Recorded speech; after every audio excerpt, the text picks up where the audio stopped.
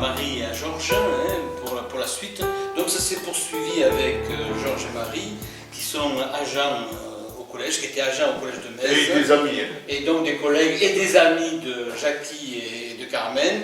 Et ils sont des Mésois aussi, d'habitat et de travail. Et donc vous avez pris la suite. Est-ce que vous pouvez nous dire comment vous avez repris le flambeau? Comment ça s'est passé? Est-ce que c'était une intention de reprendre le flambeau? Est-ce que c'est une découverte? Voilà, on vous laisse raconter. Bien, alors là, comment on a repris? C'est Jackie. Une sacrée histoire. C'est-à-dire, on a fait un premier voyage donc, avec Jackie, qui m'avait demandé de venir comme accompagnateur. Et donc, nous avons fait la Tunisie, ensemble.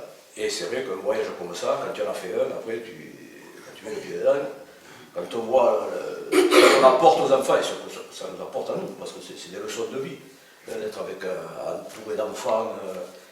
Et donc, c'est à la fin du voyage qu'on avait fait un repas à la Vitarelle, je me souviens bien, que tu me dis, là, il faut que tu reprennes les voyages, parce que nous on arrête. Pour X raison, oui. Moi, je dis, c'est pas possible, je sais pas, alors, pas du tout à la hauteur de faire, parce que c'est un travail de fou, il ne faut pas croire, on ne fait pas un voyage comme ça. Et ça m'a trotté, parce qu'il me dit, si tu ne le reprends pas, ça s'arrête. Le voyage, il n'y en a plus. C'était quelle année? Alors ça, c'est en 86. Hein, c'est en 86, oui. Voilà, donc le voyage 86. en Tunisie. En En Tunisie. Oui, à Après 86. le voyage. Après le voyage, voilà. on avait fait donc un Oui, repas, parce 85. que quand il restait un peu d'argent, en principe, à la fin du repas, pour finir. On arrivait à voir un peu qui reste. On faisait soit un repas, on invitait les parents, comme ça on pouvait faire une soirée diapo, qu'on appelait, parce qu'on prenait des photos, les diapos. Alors on faisait un repas où il n'y avait pas beaucoup d'argent, juste un goûter. Un apéro. Le fait de se retrouver ensemble, et de se remémorer le voyage et de faire voir aux parents ce qui s'était passé. Donc, nous, ça s'est passé à l'intérieur, il a dit ça. Alors bon, moi je dis non, c'est pas possible, je peux pas. Et bon, après, on est resté là, et tout l'été, ça m'a trotté. J'ai dit quand même, arrêtez ça, c'est pas possible. On peut passer des moments, moi, je vais vous dire, on a Tunisie, moi je me souviens, moi se coucher, c'était certainement pas avant 1h du matin, et à 7h, on était debout. Alors tu tiens le coup pendant 15 jours, mais après, quand je suis revenu, j'ai une semaine au lit, piqûre, KO, donc ça marque, quoi, faut vous dire. Fatigant. Et voilà, donc tout l'été, ça m'a trotté à la tête. Hein, et puis, arrivé en septembre, à la rentrée, au collège, donc, j'ai dit, écoute, je n'étais pas encore décidé, j'ai dit, bon, je vais essayer de faire quelque chose, mais en France, pour pas avoir de problème de monnaie, de langue. Ah oui, parce qu'à l'époque, il n'y avait pas l'eau. Il n'y avait pas l'eau. Alors, je commence à lancer un voyage, le château de la Loire, Paris, vous voulez aller à Paris. Enfin, je ne me souviens plus exactement. Bon, et au mois d'octobre-novembre, 15 inscrits. Alors, 15 inscrits, je dis, pas possible, on ne peut pas faire le voyage. Alors, quand j'ai vu ça, j'ai dit, bon, écoute, on va essayer. Et on a fait la Bavière. On ne veut pas aller en France, ils nous disaient les enfants. Voilà, on peut aller à l'étranger. Alors, on a dit, on va faire la Bavière. Et là, on a organisé donc le Le voyage en Bavière. Et alors, c'est vrai que le premier voyage, j'en ai pris plein les dents. C'est le cas de le dire. Quoi par exemple? Alors, moi j'avais pris, bon, c'était le premier voyage, c'était un peu innocent, je veux dire, parce que tant de choses avec des élèves qui peuvent se passer, Qu'on imagine. on n'imagine pas. Et moi j'ai pris des enfants, les noms, tout ça, c'était mes enfants. J'ai pris ça, c'était mes enfants. Et donc on arrive au château de Louis de Bavière, sur un grand parking. Alors déjà quand on arrive, il y avait un gardien là. Bon, le matin il n'a rien dit. C'est à midi quand on est venu. Alors on a visité le matin le premier château. C'était magnifique d'ailleurs, avec tous les élèves, il y avait de la neige tout le long, c'était fabuleux. C'était magnifique. Donc on arrive pour manger sur le parking, et là le gars il ne voulait pas. Parce qu'il avait peur qu'on le salisse. On a essayé de lui expliquer, en plus il parlait allemand, français. Expliquer que de toute façon, nous on allait nettoyer, qu'on laisserait propre, tout ça. Là, il voulait appeler la police, on a dit, mais appelle la police. Et on a mangé, on a tout nettoyé, tout était impeccable. Et l'après-midi, on a fait le deuxième château. Et par rapport au voyage qu'a décrit Jackie et Carmen, est-ce qu'il y a des choses qui ont un peu changé avec le temps que vous avez obligatoirement, oui, parce que bon, c'est vrai qu'au départ, et c'était très bien, d'ailleurs, Franck, notre fils, il le disait toujours, lui, il a fait les premiers voyages avec Jackie et Carmen, au Berger de Jeunesse, comme c'était. Nous, ça a été un peu plus luxueux, disons. Voilà, on a été obligé de changer parce que il faut penser qu'au départ, les jeunes, ils venaient avec un sac de 10-15 kilos, hein, ou une petite valise. Hein. Nous, on était avec des valises de 30 kilos et c'était des armoires. Hein. Le matin, les jeunes filles, elles avaient le peignoir de bain, le foulard, la serviette pour aller à la douche. Hein. D'ailleurs, je crois que c'était quand on est parti en Hollande, il me semble, hein, on avait passé la nuit dans le car hein, pour économiser. Une chambre d'hôtel, on avait passé la nuit dans le car. Et le soir même, il y a une petite fille qui me dit, monsieur, comment on va faire le matin pour se doucher? J'ai dit, ben on ne se douche pas le matin. Pour dire un peu, ils étaient tellement habitués au confort au fur et à mesure de l'évolution. Oui. C'était quelles années ça? C'était les années Alors ça... 80, oui, voilà, par là, oui. C'est 94, oui. ça à peu près. Oui. 94. Oui. Et donc, c'est vrai qu'on a été obligé. Alors après, moi, je prenais des demi-pensions dans des hôtels qu'on essayait de trouver. Après, plus tard, ça a été par Internet. Au départ, c'était pas facile. Hein. Parce qu'au départ, on faisait Un fax. Le fax et le c'était téléphone. des lettres. Oui, Après, les il y a eu lettres. le fax. Le fax Oui. qui a vraiment sinon, au départ, c'était les roléos. Là. On faisait tout en papier avec la machine à alcool. On faisait passer aux élèves, hein, aux parents, pour organiser le voyage. Hein. Et ensuite, hein, oui, donc, après, on a continué donc, à faire dans des petits hôtels qu'on essayait de trouver. Et pour l'encadrement, c'était pareil, adulte? L'encadrement, oui. Des enseignants du collège. Et moi-même, je suis venu. Oui, oui. Voilà, oui. Et moi, mon problème, c'était au niveau Des explications culturelles. Pour donner, voilà, Oui, donner aux voilà. élèves, parce que nous, on n'est pas formés pour ça. Donc, nous, je me souviens d'un voyage, c'était, je me rappelle, je crois que c'est à Heidelberg, c'était le premier, où on n'avait personne, donc alors, on faisait le guide vert. C'est vrai que nous, on lisait ce qu'il y avait sur le guide vert, on lisait sur tout ce qu'on avait. Les documentations qu'on avait. Voilà, mais bon, pour nous, c'était pas évident. Nous, la logistique, l'intendance et tout ça, pas de problème. Pas de problème. Mais après, au niveau culturel, alors là, on est arrivé à trouver quand même des professeurs d'histoire et géo après qui nous ont suivis presque tout le temps. Et bon, on a eu M. Vanel, hein, Hervé Vanel, alors ça a été... Là, c'était vraiment quelque chose de terrible parce que quand on est parti en 97, je ne savais même pas parce que je vais la tête, au Maroc, on avait passé la nuit dans le car, une nuit dans le bateau, et quand on arrive à l'hôtel donc au Maroc, la première nuit, il a fait un AVC et il a fallu le rapatrier. Heureusement qu'il y avait sa femme avec lui, qu'il y avait Christiane, hein, et bon, on les a laissés donc à une clinique, j'étais emmené dans une clinique, tout ça. Et donc, nous, on a continué après le voyage. 3 jours après, j'avais téléphoné à Christian qui nous a dit bon, ça va, il est dans la chambre, il regarde le match, il plaisante avec son voisin de lit. Alors, ça nous a fait du bien. Mais malheureusement, quand on est arrivé, je crois que c'est un mercredi, on est arrivé vers midi, je crois, et à 2h de l'après-midi, on a été à Sédoption. Là, ça a été quand même. Ça a été le plus dur, voilà. le voyage le plus. Voilà, ça nous a difficile. vraiment. Enfin, ça aurait pu être pire, ça aurait été. Oui, c'est comme ça, mais. Enfin, bon. Voilà, sinon, ça, il y a eu.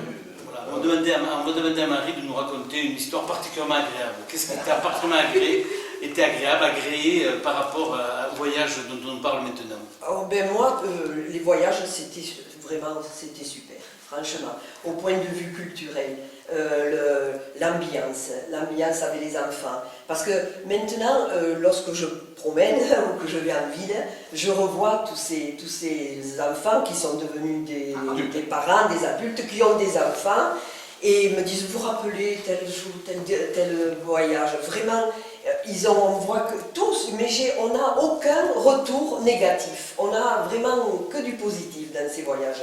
Et il n'y a pas longtemps avant que je parte à la retraite, il y a une dame qui arrive, elle me dit « Ah, Mme Astier, vous êtes là toujours ?» Oui, je dis « Oui, pas pour longtemps, tout ça. » Elle me dit « Mon petit rentre en 6e. » Je lui dis « Tu vas te régaler parce que monsieur et Mme Astier font des voyages et tu iras en voyage. » Oh, je lui dis « Vous savez, il y a des voyages, on n'en fait plus maintenant. » Oh mon Dieu, qui va être déçu. Elle lui avait dit ça, elle lui avait dit « Quand tu rentres en 6e, tu vas faire des voyages. » Elle a dit, vous n'en faites plus, et je lui ai dit non, c'est fini, ça fait quelques années maintenant, on commence à partir à la retraite. Alors elle était vraiment désolée de voir. Qu'est-ce qui a fait que vous soyez arrêté de faire des voyages? Eh bien déjà par nos enfants qui sont à l'étranger, et donc on a privilégié le fait d'aller à Il y l'étranger a chez nous. aussi une chose, je me permets juste Oui. d'intervenir, c'est Oui. que la législation actuellement Oui. était absolument épouvantable. Ah oui. Et faire ce que nous avons fait, Ah ouais, ça relève de la folie. Tout à fait. Parce que la moindre truc qui va t'arriver, Tout à fait. et tu te retrouves au tribunal. En prison. Ah oui. Je peux rebondir Oui. là-dessus. Ah oui. Justement, il y a un mois peut-être ou un mois et demi, je ne sais pas, une maman d'élève, enfin une ancienne élève devenue maman, m'a dit oh ces voyages, vraiment, je regrette que nos enfants ne puissent pas les faire parce que c'était formateur. Oui. Elle a employé ce mot, Bien sûr. c'était formateur. Ah, je dis bon, mais oui, ça fait plaisir. Je dis mais vous comprenez pourquoi maintenant avec les conditions de sécurité qu'il faut et des contrôles et tout ça. Elle me dit oui, je comprends. Maintenant, ça ne serait pas possible. Voilà, de le faire comme on le faisait à l'époque. Voilà. Moi, juste pour aussi rebondir 2 minutes, je lui disais à Georges, je lui disais arrêtons tant que les 20 ou les 15 ou les 18 voyages qu'on a fait se sont bien passés, qu'il n'y a pas eu d'incident majeur. Mais arrêtons. D'ailleurs, tous les enseignants comprenaient, tous les accompagnateurs comprenaient, ils nous disaient vous êtes fous. Ils nous disaient, vous êtes fous. Parce que non seulement on les gardait, mais 24 heures sur 24. C'est pas un séjour linguistique comme en Angleterre, que tu laisses les enfants à 6 heures dans les familles. Nous, on passait la nuit, il fallait toujours les surveiller. On était responsables sur les bateaux, mais quand on y pense, avec le recul et avec l'âge, eh bien, dis donc, On a eu beaucoup de chance. on a eu de la chance. Beaucoup de chance. Ouais, on a eu de la chance. Beaucoup de chance. Moi, j'ai vu qu'on ne partait pas quand même à l'improviste. Oui, évidemment. On était tout programmés. était C'est-à-dire que la chance, on faisait tout pour Oui, voilà, oui. tout à fait. Tout était... On s'en donnait la peine. Du mois de septembre, octobre, Oui. jusqu'à ce qu'on parte. Ah, hein. oui. Il y avait Je 6 vais pas mois de dire- travail je vais derrière. pas dire tous les jours, mais presque tous les jours, j'étais sur le voyage. Oui. C'était des voyages de printemps. Hein. Oui, Ah, oui, oui, toujours. ça se passait toujours aux vacances de Voilà. printemps. Et alors, en ce qui concerne les prix des voyages, ce que je peux dire, c'est que, parce que j'ai travaillé quelque temps avec Océanie de Thalassa, qui organisait à Arles, là, qui organise toujours d'ailleurs des voyages scolaires. Et par rapport aux voyages scolaires, c'est-à-dire eux, donc, ils font les voyages scolaires, tel prix. Les voyages scolaires, c'est 2 semaines. Ben, nous, avec le même prix, on faisait 2 semaines. On faisait 2 semaines. Hein, parce que c'est facile. Ce qui est le plus cher dans un voyage, c'est le voyage, c'est le transport. trajet, c'est le transport. À partir du moment où on est sur place, après, ce sont que 2 demi-pensions. Hein, parce que après, moi, je prenais que les demi-pensions. Voilà. Et puis on faisait Et comme les Jacques. repas de midi, on faisait comme Jackie, c'est-à-dire on Voilà. préparait Préparer, là où on était, voilà. On avait les pour pas perdre menus. du temps, pour pas... Les menus prêts, on avait, voilà, moi j'ai le cahier, c'était moi l'intendante, là, je faisais l'intendante. Et je faisais, voilà, et le dimanche, je savais qu'on mangeait du thon avec des pommes de terre, le samedi, la sardine à l'huile avec des haricots blancs, et c'était tout, de A à Z, on organisait tout. J'allais à la cantine municipale, là, Monsieur Lopez me faisait la commande, je lui disais tant de boîtes de ça, et voilà. Et Macédoine de légumes. Macédoine de légumes, et voilà. On partait avec la soute, il y avait une soute que pour les repas de Que midi. pour les repas. Voilà. Et maintenant, si vous voulez dire quelque chose pour finir, pour un peu résumer votre expérience de la jeunesse, du rapport entre le collège et les voyages, parce qu'à la fois vous avez des jeunes que vous voyez en tant que professeur ou en tant que permanent d'un collège, et puis vous les voyez aussi en sortie, en voyage. Est-ce que ça a des effets, ça, sur... Mais c'est certain. Et la première chose, c'est que quand on revenait de voyage, la relation entre les élèves qui avaient fait le voyage avec nous était complètement différente. Non pas qu'avant ça se passait mal, mais ensuite il y avait une espèce de complicité, et ça c'est inestimable. En tant qu'enseignant, quand tu as la complicité avec tes élèves, c'est quelque chose d'extraordinaire, et cette complicité, elle dure encore, hein, parce que comme tu le disais, les gens qui sont devenus des adultes, tu les as laissés gamins, tu les retrouves barbus, tu vois des femmes avec leurs enfants comme ça, et qui te disent que c'était bien. C'est sûr. Voilà. Et Georges et Marie, est-ce que vous voyez une modification de la conduite des jeunes dans le collège Tout à après fait. Ah oui, tout à fait. Moi, je peux vous dire que avec tous ces élèves qu'on a fait des voyages, donc quand on revenait, même avant qu'on revienne, puisqu'on avait un contact avec eux, qu'habituellement on n'a pas. En tant que moi j'étais au entretien, Marie était à l'accueil, les élèves ils passent et puis c'est tout. Alors que là, ils venaient nous voir, on discutait, les voyages, donc c'est vrai qu'il y avait une autre ambiance. Quand il y avait des tags qui se faisaient dans le collège, on savait qui c'était, quelques temps après. Une fois, on est arrivé qu'il y avait les WC qui avaient été tout tagués, et des petites qui étaient venues avec nous, elles ont voulu le voir, bon, elles m'ont dit, monsieur Astier, ne me dites pas, mais c'est un tel qui a tagué. J'ai dit, bon, ça va. Et les élèves, on les a convoqués, on leur a dit, voilà, maintenant, venez tout nettoyer. Et ils sont venus nettoyer, mercredi, ils sont venus nettoyer les WC du collège. Et raconte le jour où il y a eu un tag sur le mur. Alors il y avait un gros tag, alors ils savaient que c'était tous les Georges. C'était au moment des conseillers de classe. Là c'était récent, Et avant là, il y de avait partir. des valigens et des élèves qui étaient mal notés au coin, Voilà. et ils taguaient Sur un certain professeur. principal Voilà. ou de conseiller d'éducation surtout. Et un jour, il y avait un tag où il y avait écrit « Désolé, monsieur Astier ». Ils avaient tagué « Désolé, monsieur Astier ». Et Parce alors, qu'ils savaient au moins entre parenthèses, il y dès que avait j'arrivais, marqué « Désolé, monsieur Astier ». voilà, dès que j'arrivais le matin, moi, avant que les élèves rentrent, j'effaçais tout. Enfin, j'essayais, parce que quelquefois c'était tellement important que je n'avais pas le temps. Mais chaque fois que je pouvais, j'effaçais tout. En fait, je faisais quand même remarquer au chef d'établissement ce qui se passait. Il fallait qu'elle se rende compte. Et une fois, c'est le chef d'établissement, M. Astuc, qui me dit, vous avez vu ce qu'il y a là, M. Astier? Et je n'avais pas vu. Alors je lui ai salué, et bien sûr, il avait écrit, désolé, M. Astier. Ah bon, ça veut dire beaucoup. C'était Non, c'est vrai que ça a créé un climat. Puis, après, bon, parce que tu te souviens, on a fleuri le collège, hein. Il y avait un petit sixième qui venait, on plantait les fleurs dans la serre qu'on avait fabriquée avec les élèves de. C'était les CPPN. Nous étions voisins. Eh oui. Moi j'étais le préfet, toi tu étais dans la serre. Voilà. Alors, Eh oui. c'est les élèves donc, qui plantaient les fleurs, et à ce moment-là, il n'y avait rien qui était abîmé. Et c'est vrai que ça a amélioré, disons, l'ambiance dans le collège. Écoute, merci Georges, merci Marie et une Carmen. petite chose, qu'on avait le bon moment des accompagnateurs. Le soir, quand les élèves étaient tranquilles, ils avaient soupé, ils étaient couchés, ou ils jouaient un petit groupe tranquille. Nous, on faisait notre briefing, comme on dit, pour bien parler français. Oui. Alors, Jackie nous amenait toujours une bouteille de tisane de Rafeg. Voilà. Et donc, là, nous la partagions avec les accompagnateurs. Et s'ils venaient avec nous, c'est qu'on s'entendait bien, en équipe. Ah oui. Donc on faisait le point pour la journée, pour ce qu'on faisait le lendemain. Et là, la détente, c'était un très très bon moment. Ça, vrai, vraiment, c'est vrai. là, c'est super. Ça, c'est une chose que je voulais dire. Et après, si je jette un regard en balayant les générations d'élèves, on a commencé par avoir des élèves très, très tranquilles dans le quart sage. C'était Jackie qui, au micro, animait, chantait, disait des trucs. Eux, ils étaient là, ils écoutaient tout ça.